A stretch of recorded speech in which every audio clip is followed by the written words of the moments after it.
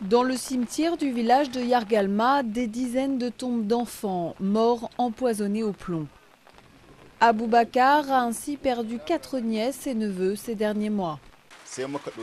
Nous avons d'abord cru que c'était le paludisme ou un ensorcellement. Certains ont pris des traitements contre la sorcellerie, d'autres contre le paludisme. Mais c'est en cherchant de l'or que les agriculteurs pauvres ont contaminé leur lieu de vie sans le savoir. Ici au centre du village, ils ont ramené des blocs de roche prélevés dans une mine d'or particulièrement riche en plomb. Ils ont concassé et traité ces pierres pour en extraire l'or, libérant des particules de plomb que les enfants ont inhalées. Ma fille pleurait, je lui ai demandé « Farida, que se passe-t-il » Elle avait mal à l'estomac.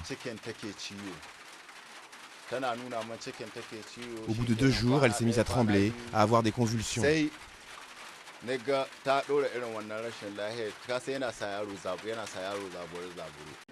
Sa fille de 3 ans et demi est maintenant soignée dans un hôpital de la région où une équipe de Médecins sans frontières a été déployée d'urgence. Environ 80 enfants provenant de Yargalma dans un état grave y sont actuellement traités.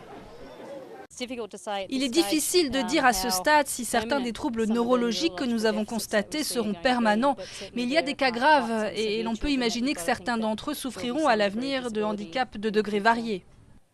Les habitants de Yargalma sont désormais face à un dilemme, car si la santé passe avant tout, il sera toutefois difficile de renoncer à l'extraction de l'or.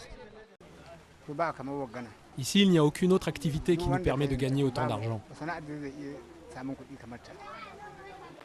Par précaution, les autorités locales ont demandé aux orpailleurs de transférer leurs ateliers en dehors du village.